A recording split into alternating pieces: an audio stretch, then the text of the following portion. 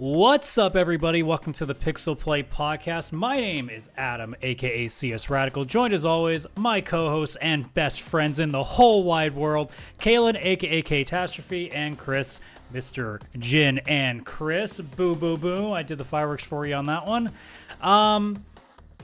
So there's nothing to talk about. Nothing's happened in the last 7 days. It's not like, a ton of things got announced, whether it's games, peripherals, or whatever randomly. I'm surprised we didn't get, some sort of gamer bathwater thing, but hey, that's a deep cut for something else. But we're going to talk about... We're going to announce, actually, this week. Yeah, PixelPlay bathwater soap. Yeah, let's go. No, just... It's soaking for 7 days. So we're going to talk about all the stuff that's happened in the last 7 days, whether it's State of Play, Summer Game Fest, Xbox Showcase, all that jazz. But guys, I know that we've probably been playing some stuff, but we got a lot we should probably get to. So quickfire, what have you been playing lately? Chris, go! I've been playing Mario Kart World. I've been playing Cyberpunk. I've been playing Tales of Arise. I have played Balatro on 3 different consoles. I'm not kidding. What else have I been playing? God, I've actually... Oh, and Prince of Persia: The Lost Crown. I think I'm near the end of that too. Yeah, I've been playing that on the Steam That'll make Deck. Kaylan a little bit happy. Oh yeah. I've been Kaylan, playing Assassin's Creed. I'll be playing that for the next 2 months. I was gonna say, there's part of the reason is we could easily breeze by is because Kaylan's like, yeah, still stabbing people. I could have taken more time and not had to hold my breath for trying to get that all out so quick. It's okay. You helped I told you us. I didn't have much. We saved a good 30 seconds, and we appreciate you for that. I've dropped Avowed, quite honestly. I don't hate it. I think the problem is the story's not connecting, so I have no interest. It got to a point where I'm like, I'm not looking forward to turning it on, and that's always the problem. If I can't turn it back on afterwards, good luck getting me to do it again. Hi, Assassin's Creed Shadows, by the way. But other than that, I've kind of just been messing with, other things. I'm probably going to pop in Breath of Fire 4 and give a shot at that, see how that goes. But, it's desolate right now. I'm not seeing anything on the horizon even in the next couple of weeks. So, I'm in a weird spot where I've just been catching up on anime, which that's another backlog that I'm pretty happy to take care of. So I'm not going to complain here. What I will complain about is the next 7 months, because this is my hot take to start things off. There's fucking nothing coming out because nothing got announced. That's my hot take. Now, when I say nothing got announced, I mean new things. If I actually list out things that I really liked that have not been previously announced, it's a small list. If we're talking about things I know one of the biggest things that everybody's been really talking about was already previously announced was Clockwork Revolution, and that game looks fucking incredible. Told you so. Yeah, there's a good place to start. If I was desperate for a BioShock game, that game has got my ass covered right now. Yeah. I thought Kaylan froze for a second. That was just really good posture for a moment. Are we jumping into our thoughts about this? Do you well, want to just get straight into it? What my hot take wanted to be was, I genuinely think this is the worst quote unquote E3 we have ever had, because I've left this going, there is barely anything for me, and depending on which stream you watched, you basically got the sense that if you're not a Twitch streamer or 18, this was not a week for you, because it was desolate. It was Soulsborne games, horror games, and first-person shooters up the wazoo for 7 days, unless you watched all the indie streams, then in which case you got a lot of other interesting stuff. But if you watch the main 3, if you are a niche gamer, you got 10% the entire week. And I know this because my top 5 is all sort of AA indie games. There is not a AAA game on my fucking list. So we'll get into that deeper. But my biggest takeaway from this week, personally for me, is I'm realizing very quickly, and I said it several times on the streams. By the way, for anyone who stuck with me during those live streams, thank you, and I'm sorry that you had to suffer with me. But the thing that I learned is that I think I'm no longer the target market anywhere because none of these shows were designed for remotely close of my demographic. There was no Pinky Mascot 2. There was not. Yeah, one. you're right. There was no Promise Mascot Agency 2, unfortunately. It's in the works. But I'm sure people will be like, but RGG Studio gave you a new like sort of Yakuza game. I'm like, yeah, but I saw just a cinematic. I didn't even get to see some wacky shit yet. It doesn't count. But yeah, that's my initial hot take. I'm still warming up, but I'll let you guys have a chance here. What were your overall thoughts on? We could obviously talk about some of the stuff that I know, Chris, you watched all this other side stuff like PC Gaming Show, Future Game Show, and stuff. But like, just with the main three, what were your general takeaways from them? For me, I had parts I was actually surprised at, so I would throw that at the state of play. I was surprised in the sense that I thought it was going to be completely awful, and I thought that one wasn't actually awful. I wouldn't say it's great or anything, but it definitely wasn't. On the poster. Yeah, just we're not awful. We're just kind of okay.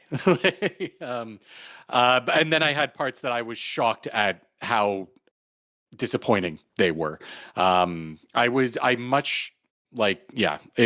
just say that for now. Like there was when it comes to the individual shows, we'll get into that too, because Lord knows I've got some stuff to say. Yeah. What about you, Kaylan?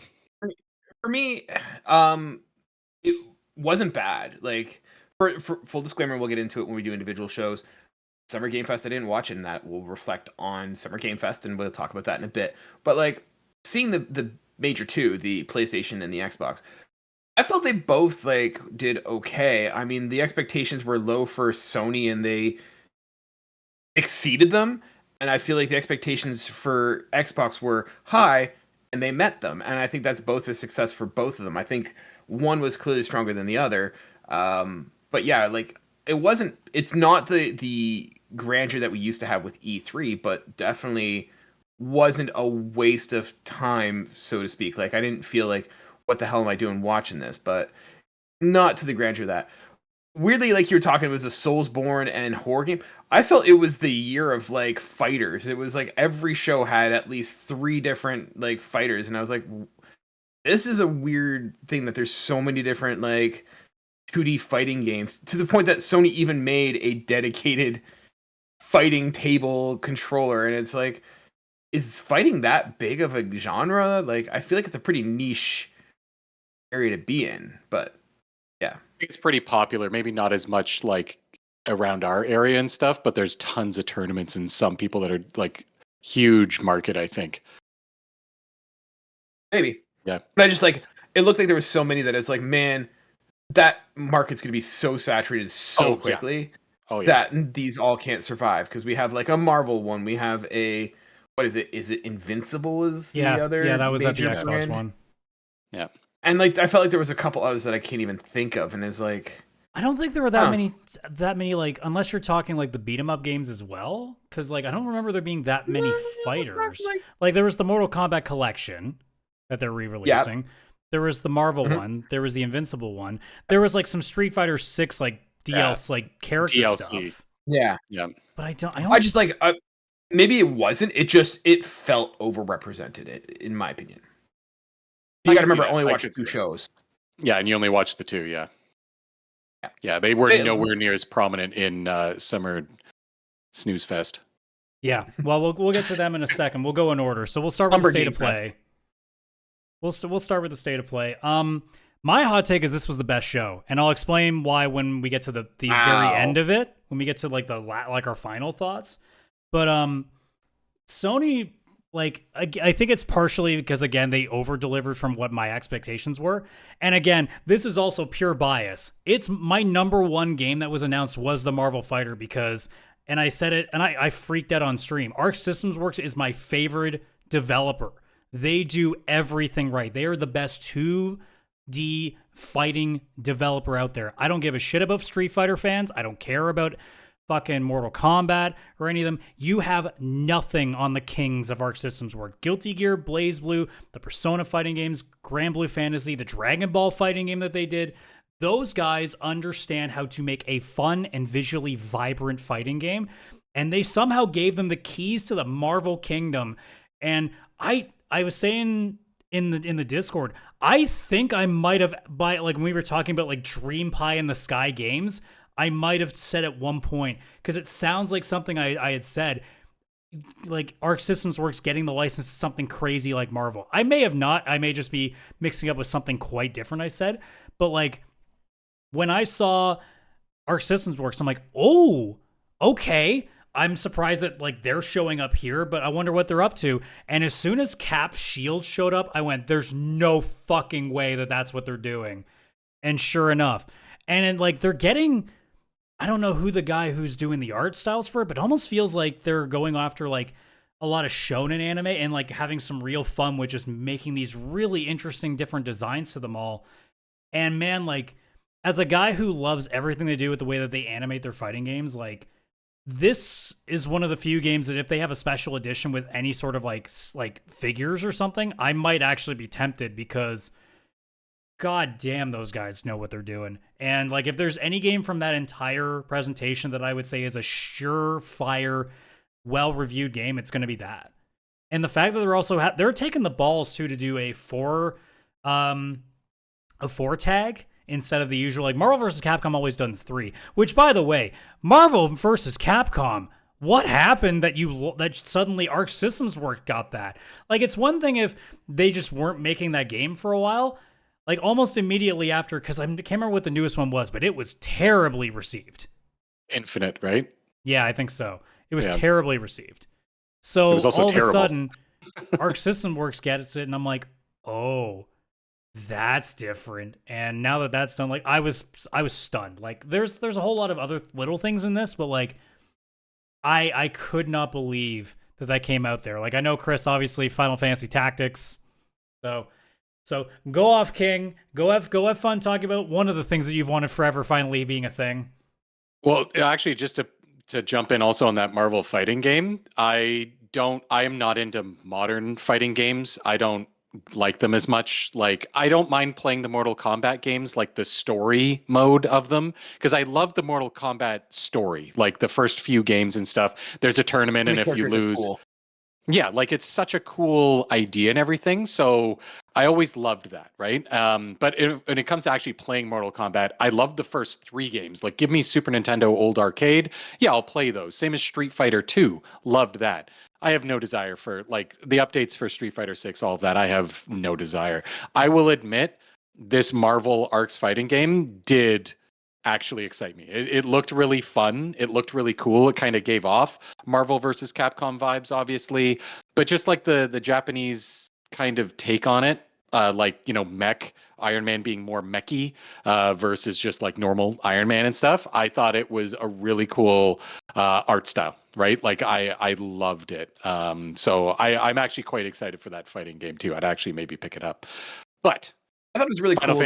Just jumping, I want to jump into before you move on. Like, I thought it was really cool. Like the impression I got, it gave actually for me, it felt a lot like the old Marvel versus Capcom games that we grew up with, and I thought that was really cool. This game does not interest me at all. I am not a fighting person, and I am fatigued out of Marvel.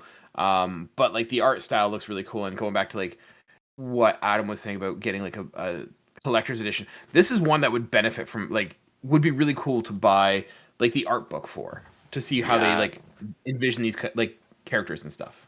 Yeah, the art book, some statues and stuff, or like little like action statue figures or whatever that sometimes you get with like the PlayStation collector editions. I mean, it's PlayStation. They're probably going to do it anyways, but I think it would benefit huge. I'm excited to see what characters they announce, like, as it keeps being in development. The part of my body that's like, oh my God, they're going to have Arc Systems Works Guilty Gear level Wolverine. Oh, I can't wait. I need this so bad. Because, I mean, if you're doing 4x4 tag, like, you're going to have a relatively large roster to start. Like, somewhere probably in, like, the 12 to 18 range, I would imagine. Yeah. And you know they'll add, so... Yeah, if you only got 8 characters, like, you already know what 8 are going to be included every time. Like, I think more often than, like, most Arc System Works games, like, you're going to expect somewhere around, like, the 12 to 15 range probably to start. So I would be shocked if it's less than 12. Oh yeah, I think it would even have to be higher because of that 4-player tag. I'd say like, I'd probably like, you're probably looking at like 26 to 30 to start. Yeah, I don't think they would go that far to start. I think you'd probably be seeing like maybe at max 20, but I would imagine, like, if I was to put money on it, I'd say 16 to start. Yeah. No, because so I cool. think with 4v4 it feels. Anyways, I think it'd be stale at that point. Well, the Like, reason you that get- I think that way is because like obviously this game is being like 4x4 tag. It's being designed for esports, so there's going to obviously be a meta. So if they put too much in too early, it's going to kind of mess around with that. So I imagine they'll start slow and then slowly build it up. And Guilty Gear's been like that too, where the roster at start was I think like low 10s, and it's just keeps because they don't stop. Like every month there's something. So I think I think for the newest one, I think they've put out like 10 new characters already. So, well, yeah. I mean, I feel like this one it's Marvel. Unless they plan on waiting for a sequel for certain characters, they'll definitely grow it. I feel like it's going to be and very there's popular. always the chance too that they could throw a random like I wouldn't be shocked if they just throw a Guilty Gear character in there for shits and giggles. Like they could always do some weird crossover stuff too. True. Multiverse. Yeah. But yeah, go to your tactics there, King. Yeah, I've been sitting on this for a while. I mean, literally since like mid 90s, I've been sitting on waiting for this. So finally, we're getting a Final Fantasy Tactics. I guess it's a remake. People are saying it's a remake. This is one of those ones where like it's hard to tell if it's a remaster or a remake. It looks like they're doing both. Like it looks like they're porting. Yeah, and then they're also doing like a sort of remake. Yeah, like it looks like you can play the original, or they've like cleaned up the original. And I really hope that it's quality not of just life. a case of you can only play the original and then there's the remake. I would rather play like the remake controls and stuff that they're doing, but still have the old graphics. Because honestly, I don't know how you thought about it. I don't particularly like the remake graphics they've done. Oh, I'm into it. I'm so into it. But that's because I'll take anything at this point. But I think even the original, they've made some changes to it. Like, I don't think it's just like literally a port. I think they said it was like a port with still a couple, like a little bit of changes, like still a little bit of like a different translation and a little bit of changes to gameplay. But for the most part, it's like still keeping with the original. Either way, I'm picking it up. There's no way I'm not. This is going on my Steam Deck day one. I'm buying it. I may pre-order it during the Steam Summer Sale for no reason at all because it's digital and will not sell out. But still, I'm just so excited. Like like there's a couple PS1 games I've been just like, Square, where are you? Like this is dumb, and it's like Xenogears and Final Fantasy Tactics.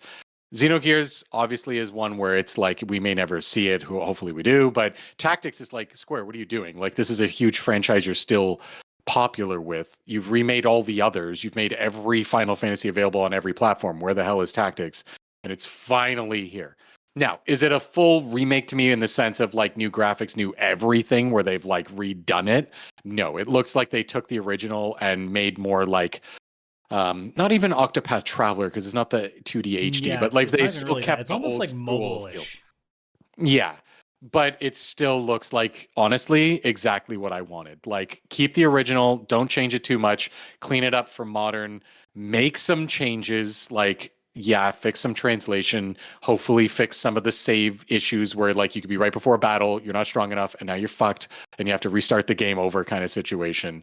But it looks exactly like what I wanted, and I saw it, and I was like, thank goodness it's finally here. I am so excited to play through it, and I probably will multiple times. It's finally time for me to live that Final Fantasy Tactics life again.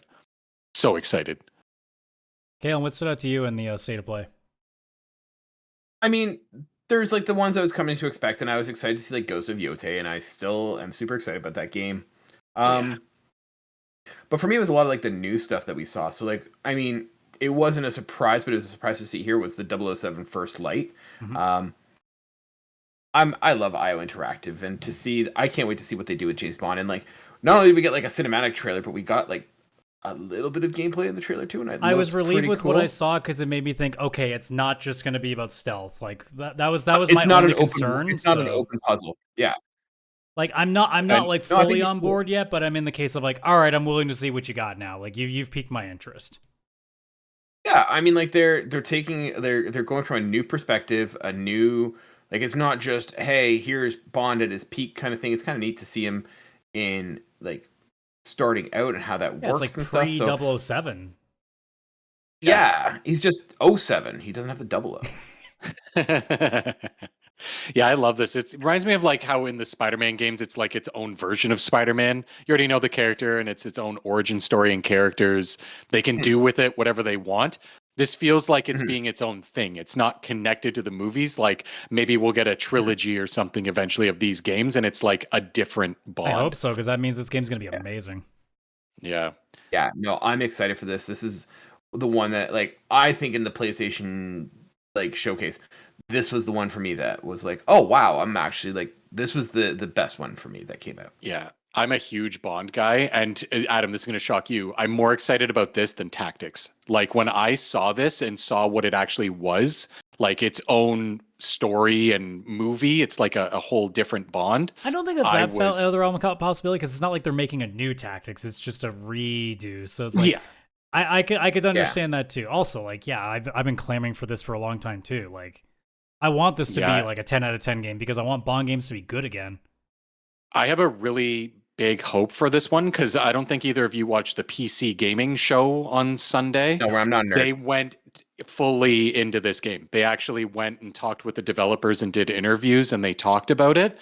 And yeah, like they showed a bit more that they didn't even show in the state of play. Honestly, I think I saw this game 3 times during different showcases. Yeah, because Like, they talked kept about it coming a back to little it. bit, I think, during Summer Game Fest as well. Yeah, and I think it came up in the future game show, and and it came up huge in the PC gaming show. That they went in the PC did gaming interviews show and any of everything. the other stuff they watched. Did they mention like it's like what kind of gameplay will be in there? Like, will they mention? Are there things like driving like parts in there? Like the trailer Oh. makes it seem like there might be, but at the same time, it also you can't tell what's a cutscene and what's gameplay. I saw somebody say the perfect way to describe this game, and it's like as if Uncharted and Hitman had a baby, and it like You is have my very attention close. if that's what they're aiming for. I'm And in. Yeah, and there was more gameplay at the PC gaming show, and it did look like, yeah, the cover fire kind of situations Nathan Drake would get into, also sneaking in and doing some stuff like Hitman, like very Kind of Bond, like but almost like Dishonored, where it's like, hey, get from start to finish. There are 5 different routes, and you can choose yeah, how loud or how sneaky. Yeah, you wanna if be. that's what Yeah. they're after, like I'm very curious on what this does, because oh yeah, like the last thing I wanted was just another stealth game. Because I mean, look, like Metal Gear Solid's about to come out anyway with that, so it's like let's not. I miss the old action romps that Bond games were. Obviously, like Yeah. they can't. Like I'm not asking for them to be like over the top Call of Duty shooters. No, but I'm asking for it to have a little fun with it. And based on the little bits of the trailer they showed, it looks like the fun's there. it looks very like Uncharted fun, where yeah, you snuck in Mhm. somewhere, you're doing something, and then shit hits the fan, and you grab a boat and get the fuck out of there very cinematically, like very explosive. And I love that in the game too. Like they're obviously using people's likenesses. Morgan from The Walking Dead apparently works at MI6. He's just there talking to M at the beginning. And the guy playing Bond, like I was like, I feel like it's him. Even my wife, I showed her the trailer because she's a Bond fan too, and she's like, oh my god, it's Dexter. Like there's a new Dexter show where it's a young Dexter, and it's like him, and it's because he's got this perfect smirk. And if you go and look, I quickly went on Reddit and it's like, who's playing the new Bond? And it is just like they have not announced, but this is clearly Dexter. And it's just a whole series of threads like Dexter is now Bond. They won't confirm, but clearly it's him because it's like his likeness, his smirk, his everything. And he's perfect because I think he's Irish, the actual actor, but he plays like a perfect Dexter, and he can clearly probably do like a bit of a British accent too. But yeah, it's like obviously not maybe your traditional Bond. He doesn't look much like a Sean Connery, but I think for this, he looks perfect. And I'm sure the internet is also going to, for some reason, crush on Q. Q had like a nice mustache and hair going and stuff. I feel like Q is going to be, for some reason, the internet's going to meme on him real hard. Cute, at more being like a thirst trap. cute. Yeah, that is exactly what we're going to see. I'm calling it Right now. here. This is Starting going to be the amount of like step on me Q master or some shit. Like it's going to be all over the internet when the game is get closer to release. I can just tell you. They're gonna call him Q.T so they can call him QT. It's yeah. See, it's already started. We're starting it here. We did it first. Yeah, right here. The other thing other I one's want like- to point so, out like- was Romeo's a Adam. Dead Man, because that looked ridiculous. Yes, eh. That I'm, did look I'm cool. I have no idea I'm what's surprised happening, that you were going to say something nice about it, Kaylan, because that looks like the kind of game that you'd be like, oh, this is too weird. Well, this is like what I was gonna say. It's not so like it looks cool. Um, I'm not saying that this is like a must play for me, but like the one thing I'd give to PlayStation with this is that there was a lot of stuff that was weird that I'm like, hey, I'm interested. I'll keep it on my radar to check it out. I'm not saying it's cool, but like there was a lot of neat and original ideas in the sense of Romeo is dead, Anchors Away. What's the like? I can tell this name is not for me, but it was almost there. It was the Pragmata one from Capcom. Yeah. Like there was a lot of stuff that was really cool where I was like, oh, this is neat. I might be interested in if it comes out, but like I'm at least interested in seeing more. But yeah. No, the Romeo is Dead is like the pinnacle of that. Like I thought it was really funny and the trailer was well done, so like I was interested. But the thing that PlayStation did that I thought was really cool is having the variety in there and having a lot of stuff that I was like, oh, I wasn't expecting that, and I am going to keep an eye out for it. One thing that we have to deal with is overcome the PlayStation State of Play curse that these games will never come out, or they will stealth and we'll never see them, like they'll get released and just forgotten about. Yeah, like that was the big takeaway that I took from it, is that I didn't feel like I was slipping away anytime I was watching it. Like when we get to the other two, I'll talk about different feelings I had over the course of that. But like with this one, it was really a case of, I like there were moments where I'm like, all right, like I don't care about that, and I don't really care about that either. But then something else would come and be like, ooh, that's kind of neat. Ooh, that's kind of neat. And then Romeo is a Dead Man came out. I'm like, what the fuck is that? All right, and that was like a fucking adrenaline shot. I'm like, oh, okay, I'm up. Yes. It was very adrenaline shot. That entire thing from the get-go is like, was that the one where they started sitting around having Stabbed dinner him at a in the table? eye. Yeah, I didn't know what the hell it was for a second. I didn't either. I was like, this is fucked up. I love it. I thought it was gonna be like one of those like what are the games you play, Adam, where it's just like a bunch of teenagers hanging out in Salt Lake City just moping. Oh, like well, just like any Life is Strange or whatever. Yeah. And to be fair, I feel like my explanation of mopey kids in Salt Lake City is pretty accurate. Well, I mean, like when I first saw the trailer, like when it does that weird like almost like Adult Swim cartoon thing, I'm like, is this some weird like Rick and Morty project that they're throwing in there? Yeah. And then as soon as they brought up Suda51's name, I'm like, oh, that makes sense. That makes sense. Yeah, 100%. Yeah, once I saw that, I knew it was going on. You're slipping away. Let me heal you, and stabs him right in the eye. It's like, what the hell? Yeah, I honestly thought also the music choices. Oh, that song was a banger. Yeah. I thought after he was stabbed in the eye, it was going to switch, and it was like a puzzle game where you're like inside his head and like something to do with like putting blood blocks together. Catherine. Like I had no idea where it was going, and I was like, this could be anything. And then Pseudo51 came up, and I'm like, never mind, I know what's happening. I have like one gripe I want to bring up before we move on, but Chris, I'll let you kind of put your final words into State of Play before I. Yeah, I guess to finish off what I was going to say though, is like it was a short thing, so it didn't take too much time out. And I honestly felt like there was like the odd thing where you're like, but there wasn't like a dead point. Like it was more of a case of like, that's not for me. That's not for me. And then eventually something else would come along and be like, all right, I'm still invested.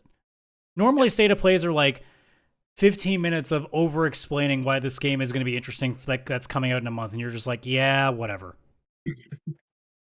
I'm not going to lie. I was half expecting this show to be half like dark, dreary Soulsborne games, and then the other half was like Japanese anime mech games that I don't like. Like not even popular ones, just like random ones just being thrown at the screen. I was pleasantly surprised with the State of Play. Like I loved the variety. It wasn't all for me, but like it's unrealistic for me to think all of it would be for me. It had like Final Fantasy Tactics is a remake of a 1990s game, right? And then you get Bond, which is a huge AAA blockbuster, like known around the world franchise. But then you get something like Romeo is Dead or whatever the heck that one is called. Yeah, it's a Dead Man. And like that's just like a out of here new different thing, right?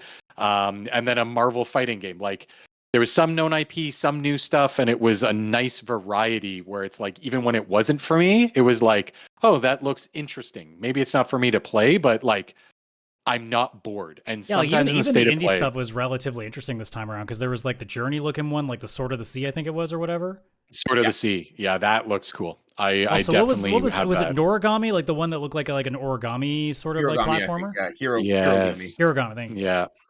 The only one that if there was one thing I could bitch about, the baby steps thing where the guy's like, "Oh, this is the funniest thing I've ever seen," and I went, "Your sense of humor is fucking broken."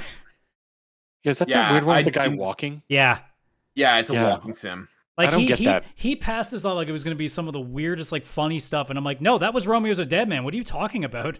Yeah, that was more funny. Yeah, I was waiting for. I was like, is this a like one of those like spoof trailers that they used, but like to launch a new game? And it's like, oh, Yeah.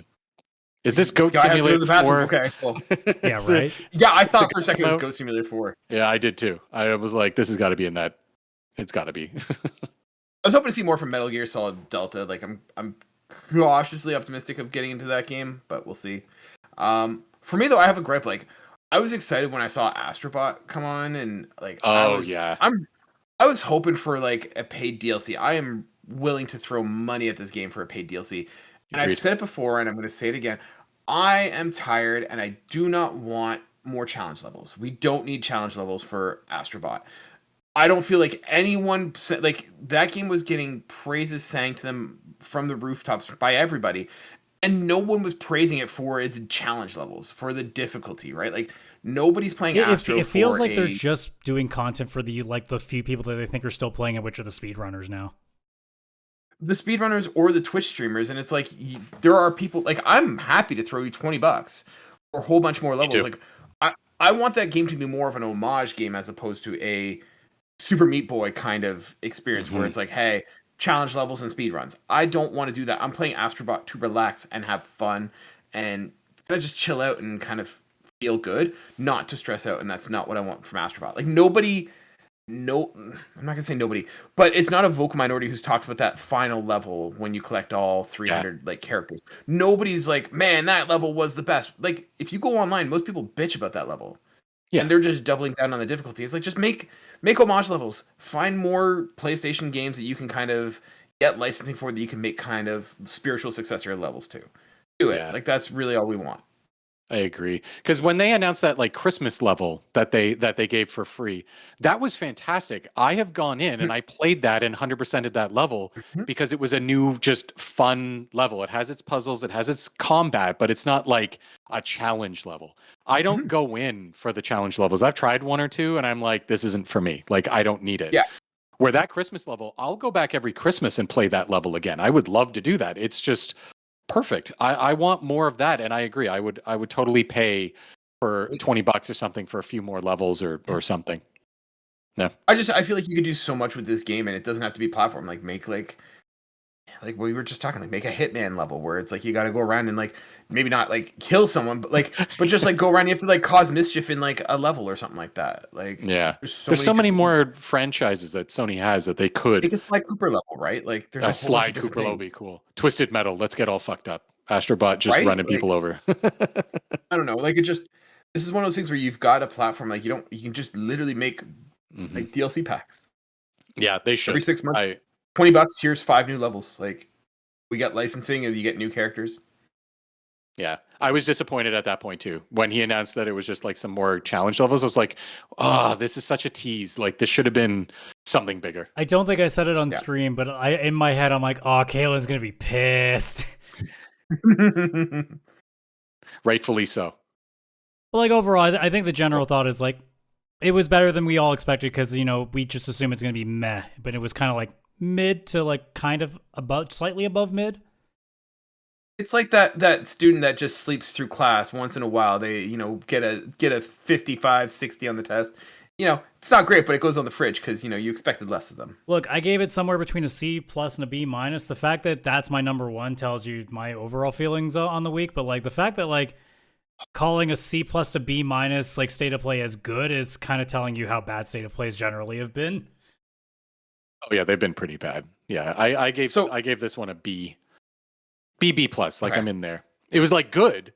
Like nothing blew me away where it's like a new God of War. I think I was also just way harsher this year, as you can probably tell. I'd give it a C+. Like it was fine. There's games that I was like interested in, but like aside from like James Bond and Ghost of Yotei and a brief glimpse into Metal Gear Solid, there wasn't anything where it's like that's on my calendar. Watch that come out. Like we're gonna Final Fantasy Tactics. That's on it. Yeah, no. I mean, I've already hit my quota for Final Fantasy games. One. Just in life. Just in life, I'm good. In life. So like, yeah. So for me, it's a C+. Like, it's not bad. Like, cool. There's some games that are interesting, but nothing where it's like, this is day one when it comes out. Yeah. Except James Bond. I'm gonna say like that for me could be a day one. And Ghost of Yotei, but like, I don't feel like they showed anything new. Yeah, they didn't really show anything to really make it matter. You get a dog. They announced that there's going to be a state of play just for it in July. That's why. I don't know why they saved it for then. I don't know. I feel like they Sony keep showing makes us really a little weird bit. decisions with their streams. Yeah, like it's good we're finally getting one because the Borderlands 4 one happened for some reason. But like, yeah, this game. The Borderlands one happened already. I didn't it. I think it happened. I have no idea. And I don't care. I didn't watch it. I don't think it has, which is weird because they're going to do that in July, and Borderlands comes out in what, September? Are they going to do another state of play in August? Yeah, it sounds like a them problem, and they're really bad streaming decisions. But hey, we should probably move on. Speaking of bad decisions, so Kaylan, you didn't see a thing about Summer Game Fest, have you? Nope. This is gonna be your favorite part because go ahead. Just for context, why like I was busy. What was I doing? Oh yeah, I was busy that day, so I couldn't. I just assumed you weren't doing it because you're a noted Jeff Keighley hater. Careful, we're gonna lose our sponsorship with him. But hey, I'm joining the club. But anyways, so I wasn't watching it, and then after Adam coming on, I was like watching the Discord. I just heard Adam bitching the whole time. I'm like, nah, I've got very little time. I don't think I'm gonna watch this. Well, Summer Game Fest really put the F in fest. So, if I'm being fair, I put it at like a D. But I'm not being fair. I'm not going to give it a fail. No. If I'm not being fair because I was really pissed off, it's a fucking F of all Fs for many different reasons.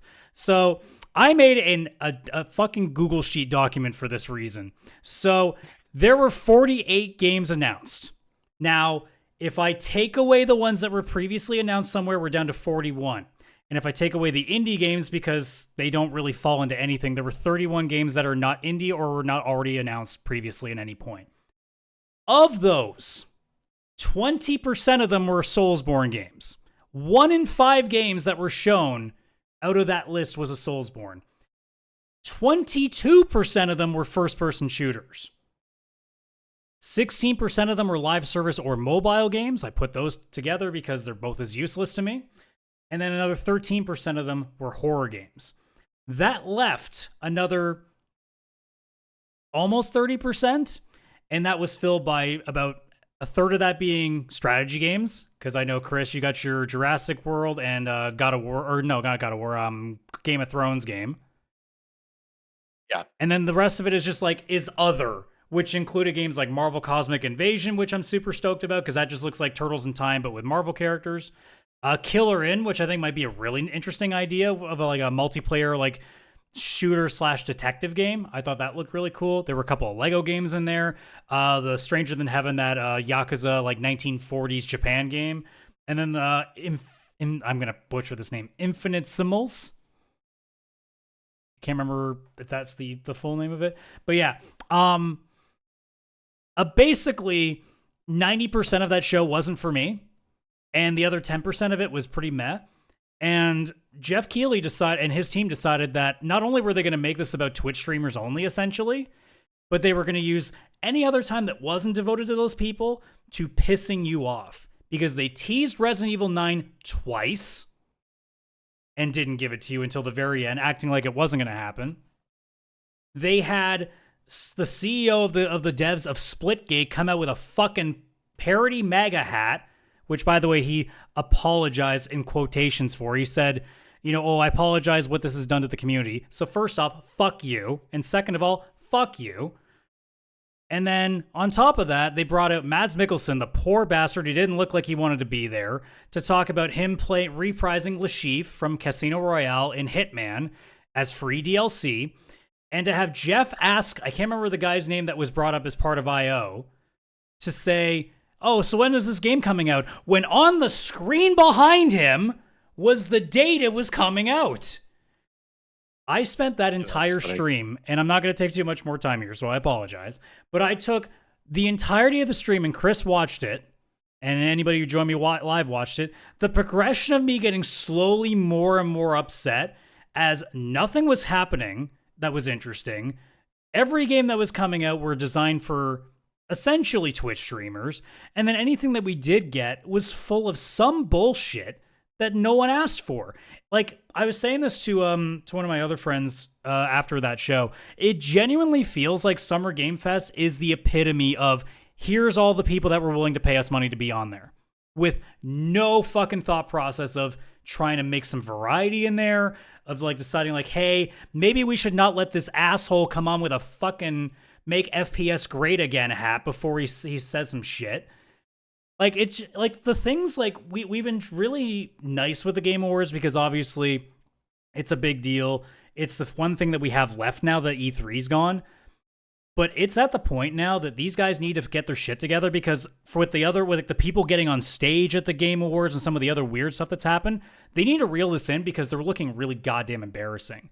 So overall, this show was a slog to go through, and I left mad. Like, I left furious after this show.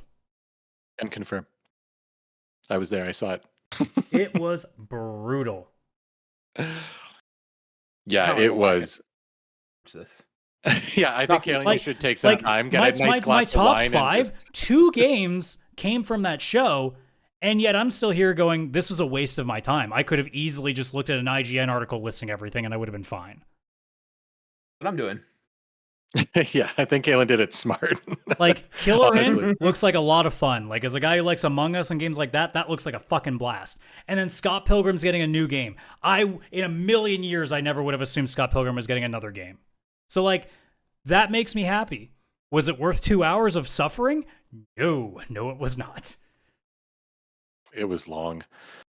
But, like, look, I mean, I'm not upset that people really like Soulsborne games or horror games or stuff like that. But, like, we joked the one, what was it, the Summer Game Fest last year that we were joking like everything was a horror sci-fi? Yeah. I think it was last year, yeah. Seriously, Jeff, if you're, like, God forbid, if you're ever listening, dude, get somebody with a spreadsheet to at least math out how much you're putting on there and try to balance it a little bit. Holy shit, man. It'd be really unfortunate if this is the first episode Jeff Keighley ever listens to us. Cool. Maybe it'll fix something. Jeff. At least I'll feel like this podcast did something finally. Apart from making me angry. Yeah, I don't think it would. I don't know how Jeff would react. Sorry, Jeff. He'd probably just go reach into his bag of Doritos again. Probably. Yeah, like at least shout out to fan of the show Soupy for hanging out in the chat during the stream and helping me survive Adam's anger. Because it was intense. And the worst part was I still didn't have my voice back, so I was struggling to hold it in a little bit so I wouldn't destroy it. Because I knew there was an hour to go and I was fuming already halfway. I'm glad I didn't go on stream. I don't know how I would have survived it. Like in the chat, being with you as I watched it, easy. But being on camera and on stream, I don't think I would have been able to hold it together. Remember how I said last year I'm never going to make that mistake again? Oh, I've really learned my lesson now, haven't I? Summer Game Fest 2026 stream. Woo, let's go. I mean, yeah, probably. Yeah, Adam's definitely watch this next year. Like it's now at a point where it's like a ritual. Like I've got to do it. You've got to, yeah. It's just your hate fest, Summer Hate Fest. Adam, while you were chatting, I put a GIF in our chat. Can you? I just saw. Share it? I saw. What show is that from? Why am I blanking? Seinfeld. Oh my god, it's from Seinfeld. Thank you. See again, like I got a lot of problems with you people, and now you're gonna hear about it. Yeah, that sounds about right. It's the Festivus episode, which is, in my opinion, one of, if not the best Seinfeld episode. Oh, easily, I think the best. Yeah. Yeah. A lot of problems with people. I also watched the Summer Game Fest, the entire thing, beginning to end, outside of Adam's anger, which was actually delightful. I'm not going to lie. If you watch the stream, it made it so much better. It's available on the YouTube channel, so if y'all want to see me rage, you can see me go rage. Back and watch it. Please go back and watch it. It's so worth it. But yeah, it was probably the worst Summer Game Fest I think that they've done so far. I know they've even gone on a limb that like it might be the worst presentation we've gotten ever. Is it like 5 years they've done it now? I know it kind of like started in terms of around one that takes place on a stage, Kaylan. Oh, I think I have a case. Oh, really? Like there's that Ubisoft one where they have like James Cameron coming out to talk about Avatar. Oh. Yeah, no, I think I still might put that above it. Yeah, at least Ubisoft was trying something. At least Ubisoft The once EA again one would where they announce just talked something about, interesting.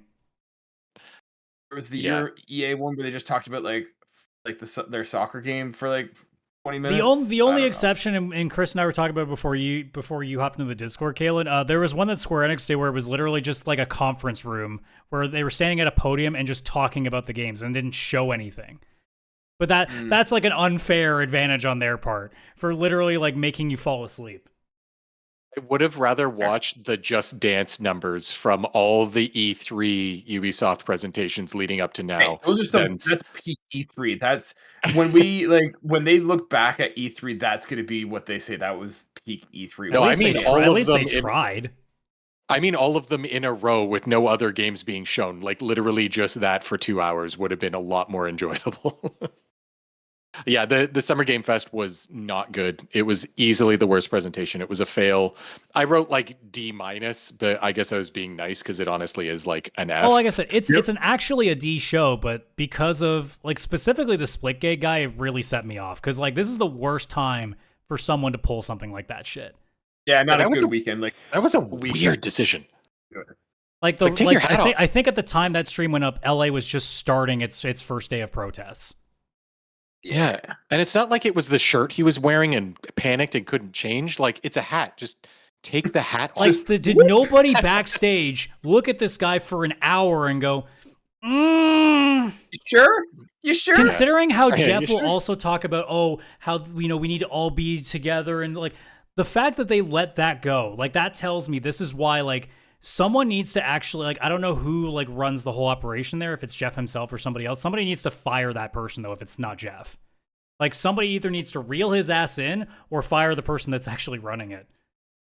You got me just picturing that now. There's, like, no one behind the scenes. It's just Jeff, like, running and switching cameras. And, like, it's just a one-man show of Jeff. Camera one, camera two, camera one. Okay, good. Like, I'm sure there's someone who's the quote-unquote producer. That person needs to be fired. That's also Jeff is the producer. He's also doing that too. He's doing it all. Because like it's not like there weren't anything interesting. Like the previously announced stuff was cool. Like the Sonic racing game, awesome. Mafia: The Old Country, awesome. Mixtape, awesome. Street Fighter 6. As an AEW wrestling fan, has seen Kenny Omega dress up in various Street Fighter costumes to advertise it. That was fucking great. We won't talk about Death Stranding because I basically felt like I was just watching Kojima stumble across stuff and then show a cinematic trailer that just looked like a movie. And I felt like, guys, I don't, like, if no one's played the first game, you're literally just showing them nonsense. This doesn't do anything. The whole game is nonsense even if you played it. I was gonna say that is Death Stranding. Yeah, but at least if they show gameplay of them walking around, they'd be like, oh, that's what kind of game it is. They literally just showed a film trailer essentially. I'm like, I think I even said on the stream, somebody just give Kojima money to go make a film. I think that's what he wants to do. That's what he's been trying to do. He's like, what do I have to do to make a goddamn movie? In my next game, I'm removing all gameplay. Like for all the dumbass video game movies we're about to start making all of a sudden, give that man a TV show. Netflix, come on, just do it for him. Like he's like, treat him like a Make-A-Wish kid. Just give him this one thing. Come on.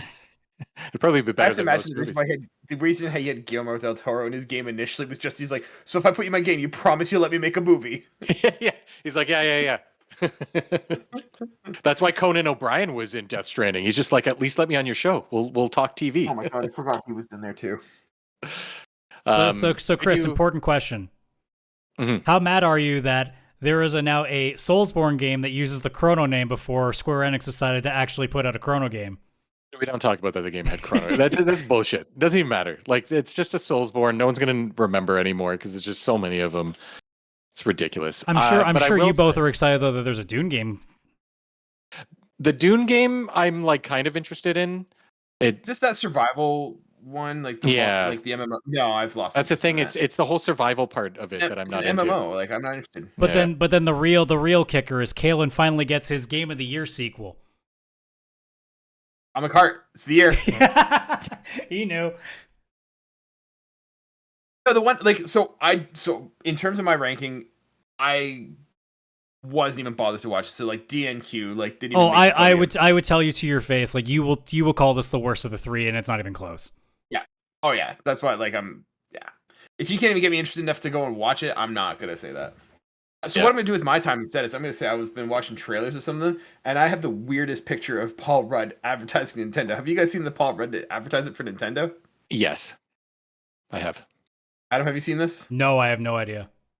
Okay, I just took a screenshot. Throw this up just so you can see. It's the weirdest picture I've ever seen of Paul Rudd. He's So, got, but do you know why almost he's long doing hair? that? It's weird. What the fuck? No. He's redoing his 90s Super Nintendo commercial where he had that hair. Oh, really? Yeah, he Is he redid really? the commercial. So in 1990 All right, that's or kinda cool. 91, he had a Super Nintendo commercial where he's being like, oh, at a giant TV and like a drive-in. And he re-put on the same jacket and did the same hair as the 1991 commercial. But then it goes into more wholesome, and it turns out he's just playing Switch with like his niece and a couple of his friends. Yeah, And they're like, okay, why are well- you like that? He's like, it's my emo hair from, you don't remember the Super Nintendo commercial? And I think his niece is like, no, I wasn't born or alive, and that didn't sound very cool. Well, okay. Disregard my comment then. Yeah. See, this is the conversational podcast we have here. I do have a hot take Yeah, about the Summer Game You have Fest. to forgive me. I'm watching like commercials with no sound on, so I have no context other than just weird Paul Rudd just playing Nintendo. What's wrong with Paul Rudd? Is he okay? All right, Chris, hit me. His What you his got? fall Alright. from grace with Ant-Man really hit him hard. So my hot take about the Summer Game Fest is, I don't even know if it's going to be a hot take. It's hard to tell because some people may agree. I'm glad it was awful. Like, I'm actually quite glad. And the reason I'm glad is because you got back to in watch me rage, but aside from that, besides Adam's rage, that was actually so funny. Like, a part of me couldn't help. I was dying on the couch. So was my He's hoping wife. it's She so bad. loved it. E3's just like, no, we got to come back. We got to bring it back. is that what I'm gonna hear the next time I go to your place and see your lovely wife? Like, is that she's gonna be gonna like, ask- is she gonna ask like, are you okay? Yeah, she's going to 100% ask because she was like, is Adam actually okay? Why is he so angry? I'm like, just watch more of the show. You'll get it. And then she sat and she watched the entire thing. She watched you for like an hour and 20 minutes. So the reason I'm glad it was bad is because back in E3 days, the thing that I loved wasn't the filler E3, right? Like E3 was like 3 days long, but we didn't pay attention to all the demos and stuff. Like there would be articles you'd see on IGN about indie games and stuff like that. And don't get me wrong, I think that indie games need their spotlight. So I am glad that Wholesome Game Fest, Black Voices in Gaming, Green Games, Women in Gaming, Southeast Asia Games. I can't remember all the names. Like there's so many showcases on Saturday. I think all of those are perfect. They're exactly what they need to be. They are showcasing certain games. All of them are AA or indie. They're very like exactly what they need to be. Like I think those are perfect. But when you would watch E3, it was always there was the Sony showcase, the Microsoft showcase, a Nintendo showcase, a Ubisoft, an EA, like a Square Enix, like it Bethesda, like it was the developers or the publishers up front themselves versus like, you know, them having to come together and give somebody like Jeff like all of their trailers and mix it up. I loved that this year Sony and Microsoft were the two best ones because those are the people we want to hear from because you want to know what's coming to your platform, right? Like in a perfect world, I think there would be a Nintendo one, a Sony one, a Microsoft one, and maybe even a Valve one or something. Obviously, there's the PC Gamer Show, so I guess that kind of covers it. But covering all the platforms like that from the main first-party publishers and then people putting like their James Bond game in there instead of Summer Games Fest, I think helps build like the proper hype, right? Now people are like, oh, this is coming to the PS5 or this is coming to Xbox, this is coming here. Whereas in Summer Game Fest, it gets lost. It's just like this show of like so much stuff. And it's like, oh, cool, Fortnite has an update. Oh, cool, here's an ad. Oh, cool, here's a mobile game. Fortnite Like has an update. Like, yeah, oh, there was. Yeah, that was dumb.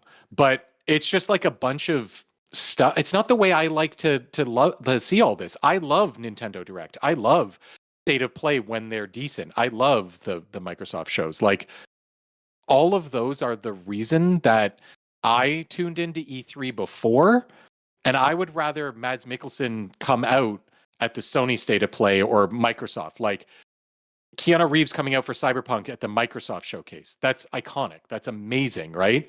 That at a Summer Games Fest is just, it doesn't hit the same. Like, cool. Like, it's not It's also the as point of saying like Summer fun. Game Fest is really starting to feel corporate now.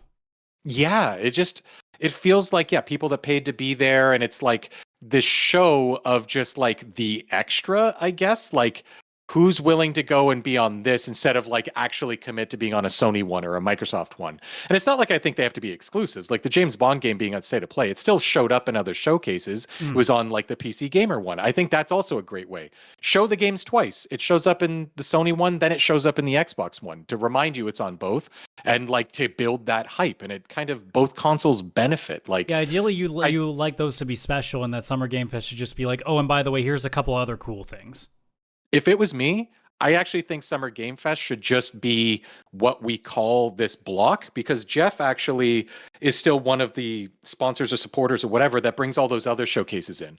I think Summer Game Fest should just be like those indie showcases in between the big ones like Wholesome and all the other ones, like Frosty for the games made in Australia and all that kind of stuff. Like there was 7 hours of showcases on Saturday, and all of them were more interesting than Summer Games Fest on Friday. And I think that Summer Games Fest should just be that set of showcases that are not meant for like the big AAA, big blockbuster stuff. It's like, hey, here's all the cozy games coming to Switch and Steam and whatever. Like it's Either more that the or cut it indie in shows. half and stop being on stage, because they're acting like they're bigger than the others and they are not.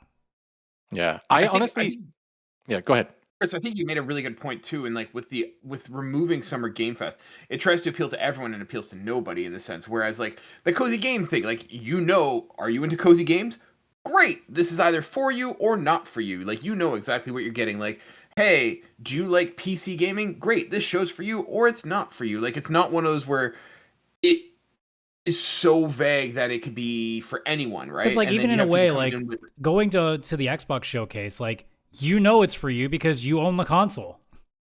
Exactly. it's for you on the console, and you know like generally what to expect from those publishers, right? Those are gonna be big AAA games, right? You know from the indie developer showcase, you're not going to be getting massive AAA games, right? So I think it's a really good point of getting rid of Summer Game Fest and have the big AAAs do their big AAA shows, and then have the smaller ones do their own little shows, and like have it be tailored to what the theme is. Yeah. And there's so many of those other like shows. There is like 7, 8, 9 of them. Like they start with like Day of the Devs all the way up to the PC Gamer Show, but there's the Future Game Show. There's so many in between, and they're all decent. They don't do anything amazing, very little. Like they have a lot of world premieres, but a lot of them are just like, wow, that looks like an amazing fishing game. I'd love to play that and chill out to it while listening to music. Like it's a lot of that kind of stuff. And I think you could have the State of Play on one day, and then you have all of those, and then you have the Xbox one. Try and convince Nintendo to come in there during that same time.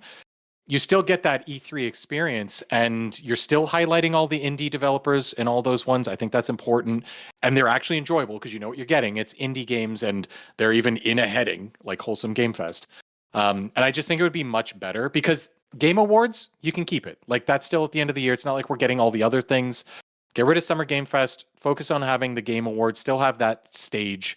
It's still at least better, or at least it's like unique-ish because it's got the award show, and just get rid of Summer Game Fest. It's just what you call that block of stuff. But even like the Game Awards show is focused in that like you're there for the Game Award aspect. Like the trailers are bonuses or extras, right? Exactly. No one Yeah, goes it's almost like into- commercial breaks between the awards. Yeah, so it's better. And I even found myself tuning into that IGN Live. Like they were live for like 4 straight days and also streaming a lot of this stuff. I guess they're also in partnership. It was so much more enjoyable just seeing like some IGN people sitting on a couch with a live audience talking about like, hey, did everybody watch Wholesome Direct? Here's some cool games that are at it. Wasn't that cool? Anyways, here comes the Southeast Asia Direct or whatever it was called. And then it had that showcase. You're and right. It was we more should be doing enjoyable. 4 days of streaming, so I could have bitched about that entire thing for an entire 4 days. No, they kept it positive. I don't think that you would have been able to sit They're on also that couch for getting 4 days and keep it They're also positive. getting paid. They're also That is- getting paid. Shit, I'd bitch about Summer Game Fest for free for 6 hours straight. The way that I was pissed off after that show. It was, yeah. I'm surprised you're actually still alive. I honestly thought you were just gonna. My pass throat out wasn't. But anyway, moving on to the last one. I'll be brief with the Xbox showcase. I think it's slightly understated of play, but here's my reason for, because I know there's a couple of reasons why Chris loved this show. Oh, if you look at that list, I can see why. For me personally, the reason that I put it under State of Play is because the only things that I felt were truly cool to me personally have already been announced. Xbox didn't do anything to me that was new. Like, anything that was new from them was, like, fine. Like, I will say, though, the Silk Song being shown off as part of the new ROG Ally was fucking entertaining as shit. Because I was just sitting there being like, oh my god, the Silk Song fans are just catching strays left and right now, and it's just, it's becoming a meme in itself. Like, the Indiana Jones DLC, cool. Gives me a reason to go back into that. Sick. I'm super into that. Clockwork Revolution, cool, but I already knew it existed. That's fine. What was the other thing that I saw? I'm just kind of scrolling through it. That There Are No Ghosts of the Grand game looks really fucking weird and interesting. Right? It looks so fun. Like, that looks one, cool. Just the line of "they will Wicker Man your ass," and that was all you needed to tell me, and I was sold on that. Other than that, like the Moo Dang 2 Hearts game that I thought originally was was like a Call of Duty game until I realized, well, no, it's in Korean, that doesn't count. Like, that looks kind of interesting. Otherwise, everything else, like, I know you're probably thinking, well, what about the Persona 4 remake? To which I go, what about? They didn't show anything, and the little tiny bit that they showed looked like it was pre-alpha, and it looked terrible.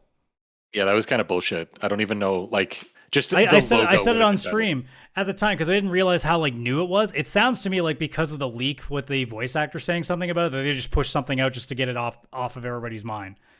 If that, like, to me, the more that I've read about it, the more it sounds like it's very early what they showed. To which I go, okay, fine. Just please make that graphic a little different, because it looks like, you know, somebody was making Persona 4 in dreams, and I'm not appreciative of that. But other than that, like, the Gears remake, I honestly am not one way or the other on anymore. And the fact that Call of Duty Black Ops 7 was your one more is fucking embarrassing if you're Microsoft. Right? Like, that's That really was fucking bad. embarrassing. Like, you couldn't show anything about Fable. You couldn't tease Outer Scrolls a little bit. Like, really, you guys had nothing else. You were just like, you know what? No, you know what you guys really want to end off the Scrolls. show? It's another fucking Call of Duty. It's the 7th of a series of like 20 games. That's a great choice, guys. Thank God that you gave us that. At that point, you might as well just shown off Outer Worlds again, because at least that was entertaining. I'm so stoked to play Outer Worlds 2 now. I'd like to make it just like a running gag. The one more thing for every Xbox is just Elder Scrolls 6 still coming. Yeah, honestly, that would have been better. At least it would have been funny. That would have been better. That would have been Or just better. like show like a random thing, be like, we got something new to show you from Elder Scrolls. And it's like a picture in of all chairs. honesty, like, if I'm being objective to what I thought was the best thing, they should have just saved Clockwork Revolution to the end, because that looks like it's going to be their shining fucking star. That should have Oh been my it. god! If We can that talk game about Clockwork is Revolution under an for a second. 8, I will be stunned at this point, because that game looks incredible. Yeah, that game looks so good. No, that was, for me, that was the game of the week. Like, of all the shows that we had, Clockwork Revolution was that game. Like, I can't wait. Like, I can't get more. If I take away my Marvel bias and also my Expanse bias, I forgot to mention that the Future Game Show showing like almost like a Mass Effect style Expanse game. Yeah. Apart from those two, yeah, Clockwork Revolution is like top of the order. Like, that is day one Game Pass for me right now. Oh, for sure. Yeah, it's my second most hyped game, just because Bond. Like, I'm such a Bond fan that still has to take number one. But that looks so good, and I completely agree. That should have been the one more thing, because that trailer was long too. Sizable. Like, it was so Clearly they sizable. didn't have an actual surprise, so you might as well just say, hey, here, by the way, here's more footage of what we think is going to be our biggest game when it comes out. Yeah. And I think it's released for next year, I think. Or is the Yeah, plan that should anyway? have been the one more thing, because that trailer being so sizable would have been a really nice way to end off the show with something so big, you know? Because, like, the big thing right now is Xbox has so much good games. If that's what you end off of, people are going to be like, oh man, Game Pass is fucking lit right now. Well, that's the thing. Like, I was watching this show and I'm like, oh shit. Like, am I an Xbox gamer now? Like, I think about it, and like all the games that like this week that have come out, it's like, they're Xbox games. Like, I want to play There's not much on PlayStation that it's like, oh man, like, gotta get that for play. Like, Ghost of Yotei is the exception. But the rest, it's like, oh man, that like game looks good. That, like, I walked away from Xbox with 3 or 4 games where I'm like, I'm gonna get this day one. Like, I'm at the point where I'm like, play okay, it. 2025 and 2026, Microsoft is running the gamut right now. And we just, as Sony ponies, got to be like, okay, please, guys, can you at least start releasing something interesting next year for the love of Christ? Yeah. Oh, I think we're we're probably 2027 plus, considering that more people are getting laid off because a live service game failed. Yeah. But like, I want to talk about so for me, like they start with the Outer Worlds, and the Outer Worlds is like a weird one for me because I tried playing the first one, and it did not resonate with me. It's okay. I didn't find it's mediocre. It's a 7 out of 10 game in the truest sense. Like, It is not anything exciting. But like, they're just coming off the heels of Avowed, and I loved Avowed, so I'm like. Also, the Outer, like the way that they're advertising Outer Worlds looks like it's way more designed to be stupid, funny, and fun than what the first one was. It's supposed to be less. Apparently, it's supposed to be less like stupid humor and more. Really, because the trailer ain't giving that impression. That's what I was reading. I was like reading a Reddit article, and they're like, "Yeah, it's going for like a toned down humor and more dark and gritty kind of thing." Which then they're false advertising, and I'm not appreciative of that. That seems like huge false advertising because of the literally like the ending of the trailer is the villain be like, it's basically like your villain is capitalism, and I'm like, yes, I cannot wait to fuck the hell out of capitalism in this game. Yeah, so here I'm just reading on Reddit, posted on the Outer Worlds subreddit, and it said, according to PCGamer.com, the Outer Worlds 2 game director says its writing has a less silly, darker tone than the first game. Then you guys need to get your marketing team on the phone and be like, hey guys, we should probably talk to each other once in a while. Yeah, definitely. Because did you both watch if it's more serious, I'm not interested. No, you didn't watch it? Yeah, because it was very funny. So Ben Schwartz, who's like Parks and Recreation, the voice of Sonic in the movies and stuff, very funny guy. Also a big gamer who loves Chrono Trigger. So I love this guy. He was like the host, but he was Mark, the head of sequels, and that was his job at Obsidian. So he was hosting the direct, and he was doing such funny they're really stuff. trying hard to confuse us with this whole it's not actually going to be that entertaining. Yeah. Like the hour-long direct, it had the people talking and showing off the game, but then he'd come in a boardroom and do some really funny shit about talking about the sequels. It's like, no, Mark, we can't do that as a sequel. He's like, and it's like, toasters don't need a toaster too. Like, toasters already work fine. People have a toaster. Like, it was very funny shit. So yeah, it's surprised that they'd go more darker tone, but have such a funny approach to their direct and stuff. So this is the quotes that I'm pulling from the article. So it says, I want to give gamer. This is from Adler, the director, I believe, of the game, and he says, I want to give players something new from that. In that being that the first game could feel a little one note, so they don't feel like, oh, we're just running through the same types of jokes, that same type of content, the same types of ideas and themes all over again. He said. Then he later is quoted as saying, so he said, Adler said that the factions will be responsible for that sharper edge in the game's tone. He says the factions felt a little bumbling in the first game. He said, in this game, I hope that they feel more cutthroat and a little bit scarier to interact with. You'll notice that there's a little bit less of a silly, less silly, darker tone that comes out. That's mainly because of Leonard. That's his kind of vibe, and so he has more of a push on that stuff. And I don't think that the overall story feels a little bit darker take on what's going on there. So I don't know, probably still humorous, but probably maybe darker themes and darker themes and tone, but still funny. Mm-hmm. Yeah, I mean, I could see that. As long as the maps are nearly as boring, because that was my one biggest complaint about the Outer Worlds is once you go outside the city, you're not fucking doing anything. So for me, the best marketing for Outer Worlds for me is Avowed, and that's gonna make or break it for me. Mm-hmm. Yeah, that's why I'm kind of interested too. If we ever want to talk about how the games industry is fucking up right now, how has Obsidian got 3 games releasing and no one else can apparently make anything timely?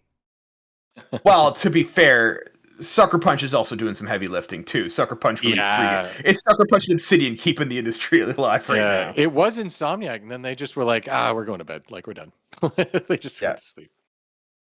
Yeah. For me, this Xbox showcase was actually my favorite one. But enough about a Plague Tale.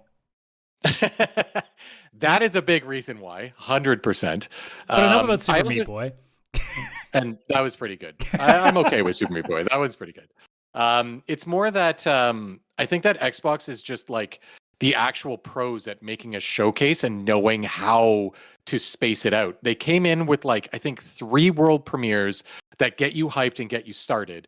Then they kind of go down a bit. Then they come back up. Then they'll like introduce an ROG Ally thing, but then they'll come in with another world premiere, and then they'll come in with a couple small things. Like they, besides the Xbox, the Black Ops 7 at the end, which was like they were doing so well and then just like dropped off a cliff. They know how to pace it out perfectly of high, low, high, low. Like that's I will exactly say, like, how I had you the should hype do a meter on the showcase. stream, and it never moved during the Xbox One, which is probably one of the better possibilities. Is that it wasn't going up or down. Like it was, like I wasn't being like, this is a slog. Yeah. And me being like super excited, and then all of a sudden it just dies. Yeah, they know how to space it out properly, so you're at least you stay interested and very engaged the entire time. For me, like I felt after like the Mudang 2 Hearts, it kind of started slipping a bit. Like I felt like a Nemo or whatever. Like I feel like Xbox is just trolling Nintendo at this point, and like how close could we get? Like I'm not touching you, I'm not touching Dude, you, kind Game of thing. Freak was at this showcase. Yeah, Game Freak is making like a Souls-like Pokemon. That's what Souls-like. honestly, that was the moment that I gave up on that week. I'm like, great, even the Pokemon devs are making a fucking Soulsborne game. What am I here for? No, but like Yeah. I was looking at this, I'm like, is this just Power World again? And then it's like it's a new game, and I'm like, oh man, Nintendo's like, No, "God that damn it, not was again." that was that was it what was that weird like Nemo. like Pokemon Snap meets like fucking Power World game that they were showing off, It's that really a like Nemo. cutesy one. And Yeah. NIIMO. It's got Yeah. cute animals. You're like hanging out with them. Like some of them look once again just like a rip off of Pokemon. Straight Like, up. I thought feel it was like Power World. they're just. I thought it was like Power World. Like fuck you. We'll change just enough. Yeah, like it's another Power World. Like even Power World's probably pissed. Like, what the fuck? Someone's doing what we did. And it's like, can you really be mad if you copied someone else's idea and did it better? Well, I mean, they Yeah, can be it's- mad, but like, I was watching that, and it's like- Nintendo knows better to be like, yeah, we're not going to be touching Microsoft's lawyers, I don't think. No, that'd be. But like that'd be after a that, weird one. it kind of fell off for me. Like solo leveling doesn't seem like my thing. Planet Land. Oh god, the Persona 4. couple of anime games we got this year are all animes that are like super mainstream popular, and I can't stand. Solo Leveling, I don't understand why people like as much as they do. There was also a 7 Deadly Sins one that was advertised on 2 different shows that I'm like, I hate this show. Why are you like, that was the thing, is that we kept going by, I'm like, you're giving me nothing to sink my teeth into. At least Future Game Show was like, yeah, here's an Expanse game that might not be that great. I'm like, well, at least you're trying. I just felt like the last half, like we talked about, like Call of Duty being like the one more thing, but like I felt like that last bit was pretty like fluff. Anyways, like Fallout 76 is like a fishing DLC. Like okay, this is what you want to do. Like with you your said, time. that in the Elder Invincible Scrolls fighting Online. game, Gears remake. Yeah, Tony Hawk's Pro Skater 3-4 remake. Also, look, I love Double Fine to death, but like, Thieves. I honestly don't. Nothing Double Fine does really gets me to move I anymore. kind of like that the Walking Lighthouse or whatever. That's such Yeah. a Double Fine game. Yeah, I mean it's fine, but it's not like Yeah. I'm not like it's not the high octane. No, And like, no. can I really hot take this? Yes. Who the fuck cares about Tony Hawk Pro Skater anymore? Oh, I plan on playing it. But But like, yeah, who's it's not excited Game to see it? I mean, the No, I don't Ninja need to see Turtles it, in like- it, so kind of. But I mean, once again, like I'm with Adam. It's like you just say, "Hey, we're making Tony Hawk 3 and 4." Like and this you're could have either been in 30 or you're seconds. not. And there's no advertisement. Like no advertisement's going to convince anyone to switch Oh yeah, minds. no, yeah, and But look, I feel like that's the same with that's the same though with like Sea of Thieves 17. It's like no one's gonna like, oh man, I've been holding out the last 16 seasons, but season Speaking of 17, holding you out, got I'm me. so pissed that State of Decay didn't show up. I'm so pissed. yeah, that was a weird. I thought it was going to be there too.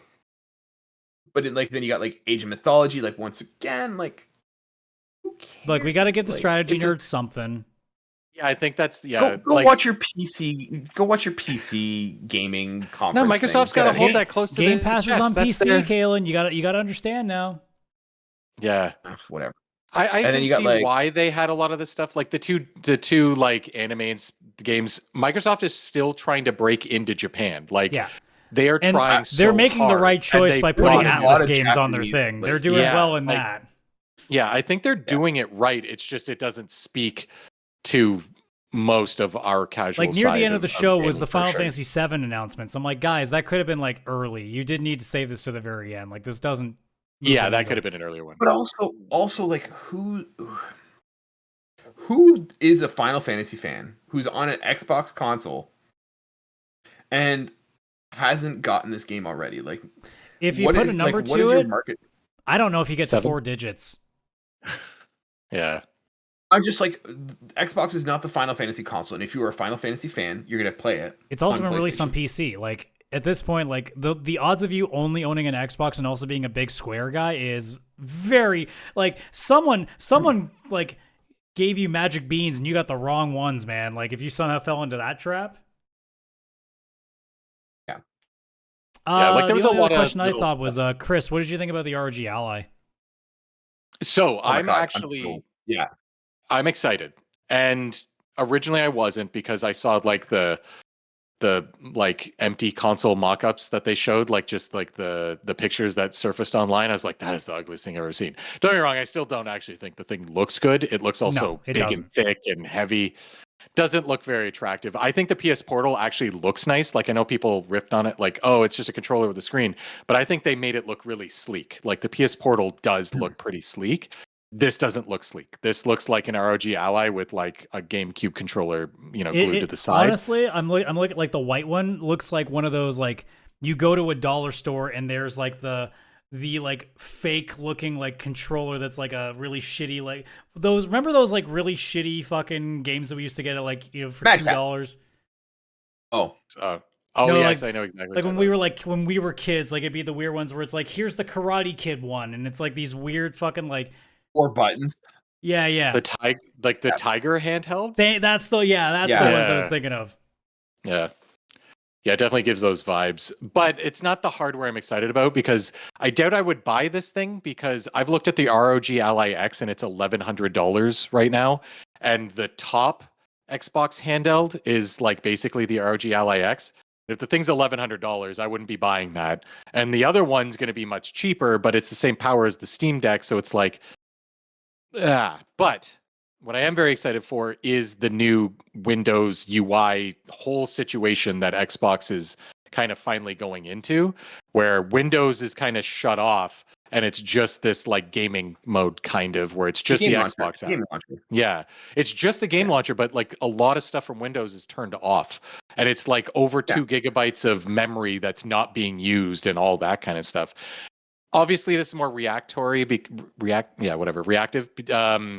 to Steam OS because like now Valve has been making their own OS and the performance on it is like way better than Windows because it doesn't have anything else running and all that.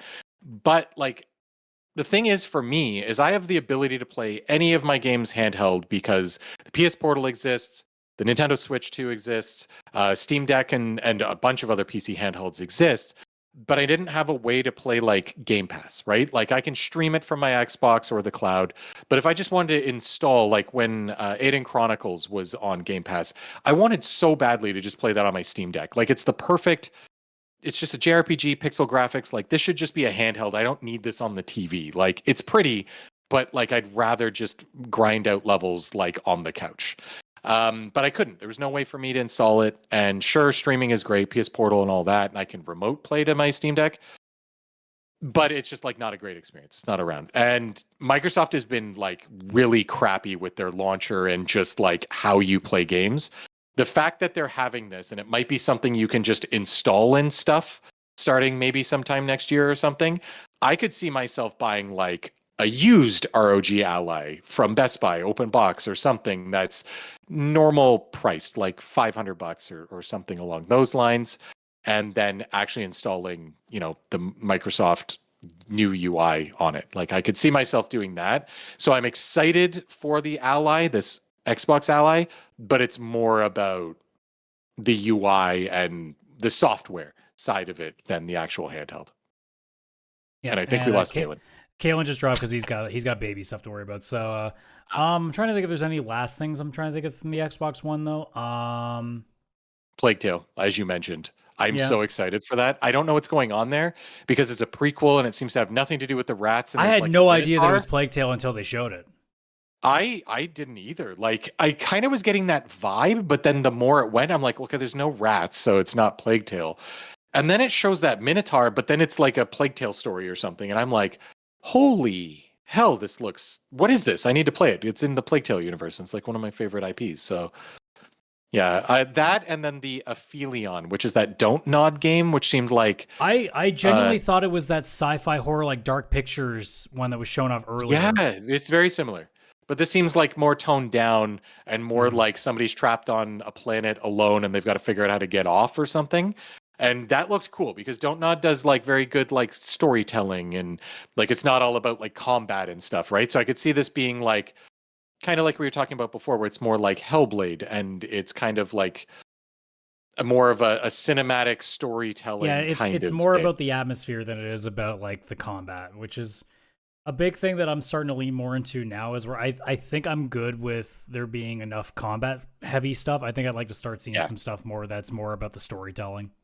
Yeah, that's why like that one spoke to me, because if it is just about exploring and story and like puzzle solving and like that kind of stuff, like I'm in. Like I love that kind of stuff. Like too. I love it. I'd love to see an Uncharted game that's like 4 hours long, but there's no combat. It's just about the exploration and the cutscenes. Oh, I'm not saying Uncharted specifically. Cool. I just mean like that. Yeah, absolutely. Yeah. But yeah, overall, honestly, like the biggest thing that puts State of Play above it for me is just the fact that State of Play had a shocking announcement that I wasn't expecting. Xbox didn't, and their last announcement was utter dog shit. I'm sorry, like to all the people who love Call of Duty, I understand, but also you've had 20 of these now. You guys can take a back seat. Yeah, I thought that was a horrible move, especially since the Black Ops 7 trailer looked like it was something interesting. It actually looked like some new IP. It looked like Christopher Nolan was making a video game. Yeah, I was so into it. And then all of a sudden it went like pure like Call of Duty bro. I jokingly said at the start that I thought it was Black Ops. And I thought I was wrong, but then I was right. Yeah. I was excited. I thought it was a new IP. I was like, cool, Xbox is doing something even more new IP, or maybe like an IP that's already existed and it's a new take. But no, it just ended up being a Call of Duty game. And I'm like, that is shit. Like, what the hell just happened? Like, this doesn't even look now interesting to me because I don't care. Like, it's like I have to see the focus groups they must be doing, because who in Microsoft is going, you know what people want is their last big announcement? Another Call of Duty sequel. Yeah, and like, they literally just like they can say, well, numerically, a lot of people play this game. I understand that, but EA would never end a show with Madden. Yeah, exactly. Like they know it's coming. Throw it on in the middle or something, and even then, like it doesn't look very good in my opinion. That used to be what they did. Is it was either like in the middle or it was like the second thing they'd announced. Like I think the one year there was Black Ops 6, it was like the first or the second thing. That was that weird one where they had somebody out on like a fucking dock, like a industrial dock. Yeah, that was an interesting way to do it. But yeah, it wasn't the like one big last game. Like they didn't save it for that, right? Yeah. Yeah, Clockwork Revolution 100% should have been the final one. That would have been a perfect way to end the show, I think. Yeah. I mean, Summer Game Fest and Sony did the right calls on their last thing. Summer Game Fest could have not, fucking baited people for the entirety of the show to do it, but whatever. And Marvel took on Fighting Souls is amazing. So yeah. Yeah, that was a good final one. That Marvel Arc one, like Sony knew its audience. That was a good last one. And I mean, it's a State of Play. You weren't expecting it. No. So final thoughts for me. If I rank them in order, and this actually does match based off of both the math and my personal thoughts, but like I already did my personal thoughts for that. The reason that the math works out, I mapped out every single game that was announced and I marked whether or not I was interested in it. Summer Game Fest came last, 17 for 48 at 35%, which I'm amazed it was that high because I was pretty mad through most of that stream. The indie games really helped that a lot. Xbox Showcase came second, 54% for 15 for 28, which is still pretty good. The reason Sony wins probably is a smaller sample size. They were 15 for 23 at 65%. So they had the same number of games that Xbox did that I was curious about. They just had a shorter show, so it worked out for their favor. But again, like even if you put them right next to each other, the tiebreaker was the Marvel Arc System War games. Like that's the bias going there, because Clockwork Revolution is probably gonna be the better game, but I already knew it was coming out, so it wasn't a surprise or anything. So that was my big thing. Xbox probably is the better overall show when we look back at like the ratings for all these games. But Xbox just didn't do like the one big holy shit kind of announcement, right? Like that didn't happen this year. Yeah, I would agree they didn't have like a big holy shit announcement for most people. I mean, for me with Plague Tale, it was kind of like that. For me, I would give the edge just to the Xbox showcase, but that's me more personal, and that's just because I got like 3 or 4 games from the Sony State of Play that like I'm really interested in, whereas the Xbox one I got like 5 or maybe 6. So it's just like it had that like 1 or 2 extra games for me that puts it out ahead. But to me, they're both like B pluses. Like if Xbox is a and B honestly, plus, then that's a great State of Play was a B. scenario if the two competing brands are lockstep with each other again. Yes, Because it that's used to be what I wanted. Sony, Microsoft, and then State of Play started happening. You're like, well, Sony's technically here, but Microsoft is just falling further down because of like Redfall and Starfield being kind of mid. Yeah, And now we're like, yeah, no, Microsoft is probably like here now, and Sony's like right there, just because it might go down soon because, you know, when we realize just how not amount of games they have coming out. But at least like the stuff they are announcing, whether it's third party or first party release, like, yeah, these look cool. Yeah, like I don't feel like they're like not having any content. They're just not having nearly as much. Oh my God, I can't wait for that content. Where now Microsoft is in that camp, and they're now playing, and now they're caught up. Yeah. So we might be at a point where now it's Microsoft's catching up and now passing, or it might be a case of like because again, with all these live service games they've canceled or released and immediately took down Concord, we might be getting to a point like, and it probably won't really show its face until like 2027. But I feel like we're hopefully in a nesting period where Sony's going to start coming back and be like, all right, yeah, we can't fuck around with you guys like that bad again. Until we are really winning a console battle again, and we'll do it like we always do every two generations. Yeah.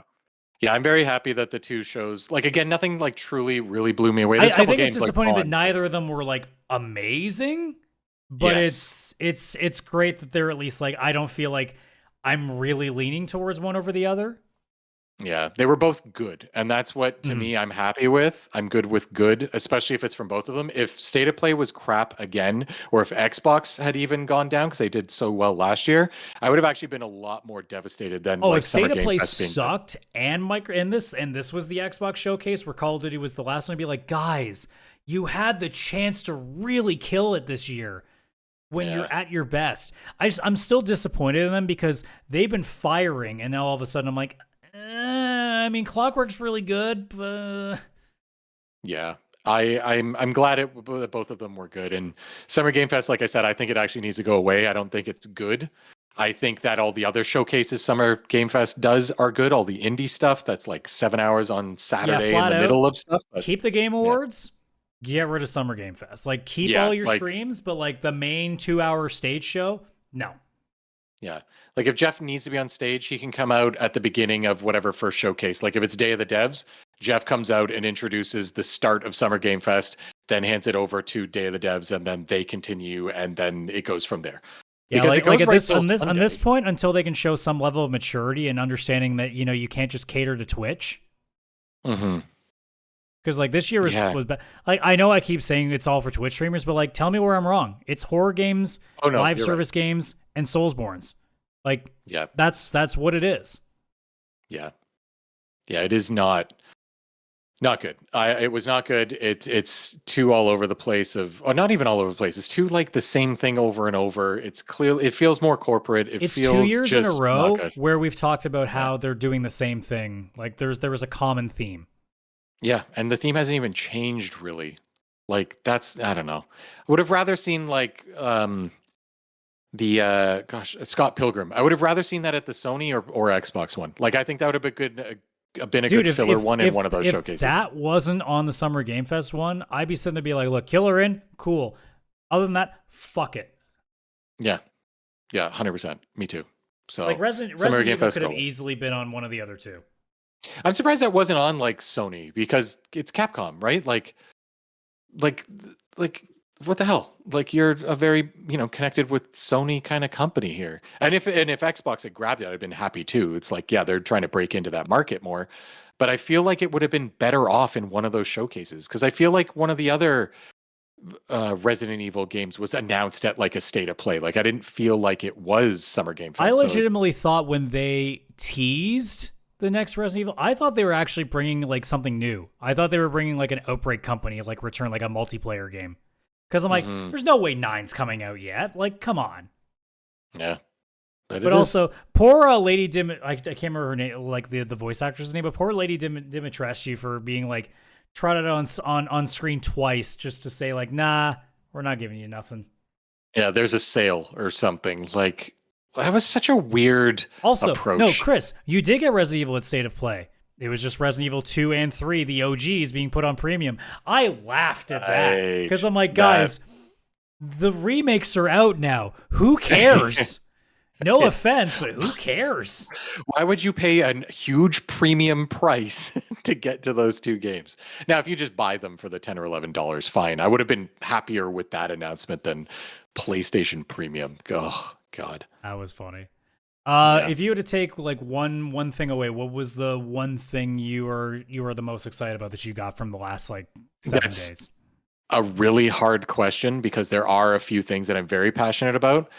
Oddly enough, though, I do think my hype is highest for Bond. I'm a huge Bond guy. I've got a Lego Aston Martin right there on my shelf and stuff. Like, I'm all about that.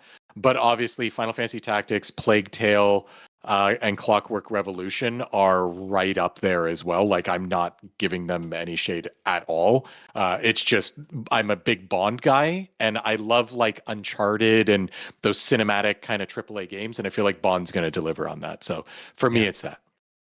I would say, and you're probably going to think the Arc System Works game? No, like, because as much as I love them... Interesting. There's only so much of a fighting game I can still play, because I won't play online. So I have to look at... objectively, it's Clockwork Revolution right now. Mm-hmm. Yeah. Because that game looks like the one that I'm not going to be able to stop. Yeah, it looks like such a cool premise, and I love that it's like a new Marvel IP. Tokon Fighting Souls, I guarantee you, like, if I get it, I'm going to be like, okay, I'm bringing my PlayStation over, and we are fucking playing this thing.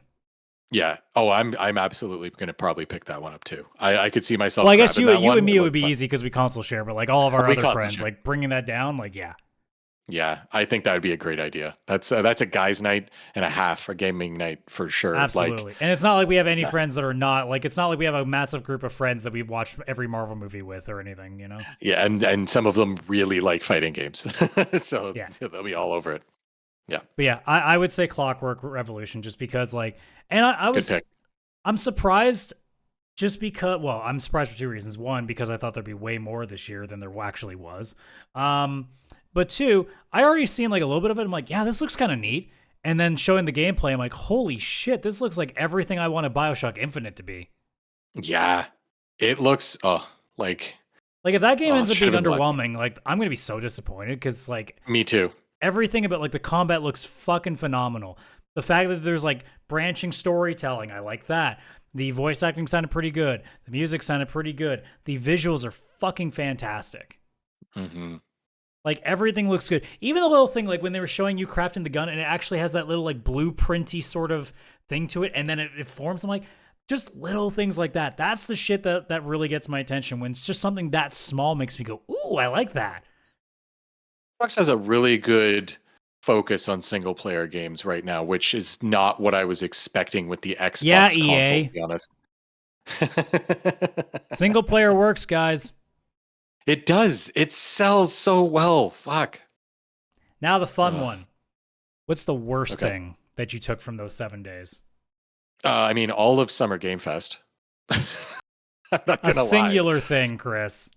I don't know. I think it could be Black Ops 7 or like it's so honestly it'd be some of the Souls-like in horror games, but there was so many and I don't even remember a single name from any of them. And since I can't take them all away collectively, if I had to focus on a single game or something, then yeah, it'd be Black Ops 7. That just didn't like it doesn't even look like a Black Ops game. It looked way too futuristic and it's going like Black Ops 3, I think, went that way, which I played that one for a bit and I couldn't even finish it. I'm like, I don't like the super futuristic.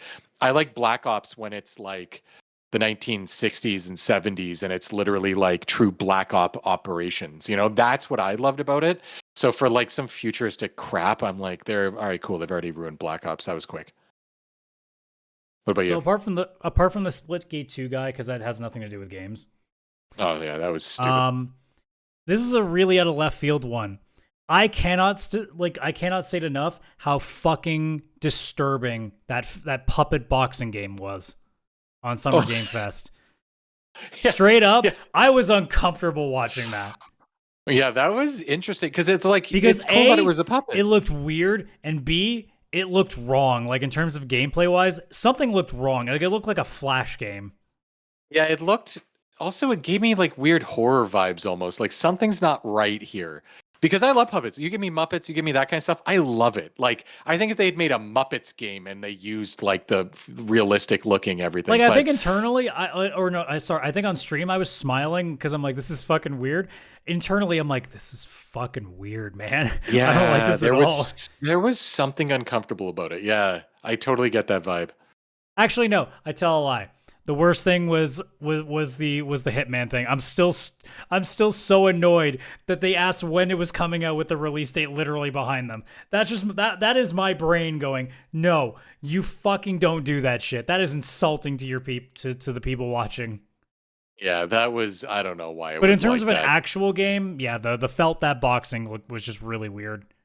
Yeah, that was really weird. 100%. Yeah, I'll give you that. I also forgot to mention, I love seeing more Mouse PI for Hire. I cannot wait for that game either. Totally forgot to mention that. Yeah, that was a good one too. I was just re-looking at my list again. I'm like, did I forget anything? And then I realized, yep, I sure did. Yeah, and I highly suggest people go back and watch some of the VODs. If you didn't watch like the wholesome direct and you like things like Cozy Games or any of the other ones that are indies. Look, if you haven't watched anything, watch Adam reacting to the Summer Game Fest one, because don't even care about the trailers. It was just a riot to watch. Honestly, if you're gonna watch it, always skip ahead like 45 seconds at a time so you can just get to Adam freaking out and then skip to the next 45 seconds and he'll be freaking out at something else, and it's so good. I watched some of it back because I wanted to see how it translated. I'm like, okay, yeah, this is kind of funny. I'm not gonna lie. It was very funny. I amp myself up really well, and when it goes well, I can tell. Yeah. Oh yeah. Oh, I was so good. I knew that I was having a day as soon as the first light or not the first light, the Hitman release thing happened, because the fact that I suddenly started doing skits on there, I'm like, okay, no, I'm having fun now. Like, I was mad, but I'm like, screw it. I'm popping myself at this point. Yeah. Oh yeah. Yeah. Oh, what a week. What a week. Yeah. And hey, look, the voice is still working. Hey, I might actually be getting better. Yay! Yay! And then, we'll come back. Next week, I think we're probably going to talk about the Switch too, because somehow we don't have time for that. I mean, obviously, you guys will have more to say than I will. I know at some point whether it might just be at the end of this month, since we'll be getting close to the end of the mid-year, and going over like the release date list now that we've gotten a lot of these announcements. Because I started looking at it a little bit.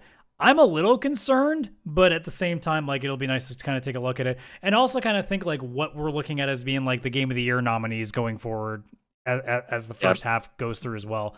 So that'll probably like the next couple of weeks. We'll probably do Switch 2 next week, and then probably we'll do the mid-year maybe after that. Yeah. Maybe it depends on the news stories too, because you never know what's going to pop up, right? So. Yep. I've got a mid-year at work coming up. I might as well do the mid-year for gaming. You know what I mean? There we go. All right, folks. Well, we've droned on long enough. It's actually, I think it's the latest we've ever ended a show. It's 11 o'clock our time here, PM. So, so that's going to do it. So obviously, if you're watching on YouTube, seeing all of our lovely faces here, like and subscribe. If you're listening on any audio platform, if you can give us a rating, please do so. Otherwise, share with all your friends, any of your gamer friends that want to talk about all of that stuff. And again, you got the link tree, linktr.ee/PixelPlay Podcast, which mostly just has the link to our Discord. We really don't use one of the other stuff anymore. We're bad at social media. It's just not our thing, man. So yeah, we got the side quest coming up on Friday. Chris and I, we finished off the generation for the PS2. So we are now one generation left to go with the Xbox 360, PS3, Wii era, and then we'll be done. Yeah. And we're going to be sad because we're not going to know what the hell to do next. Because it was a great decision. I'm like, cool. That's like 4 months of content right there. We're good. Yeah. Oh, it's gonna be the end of an era. Yeah. All right, folks. Well, you all have a good rest of your day wherever you may be. Take care. Bye-bye for now.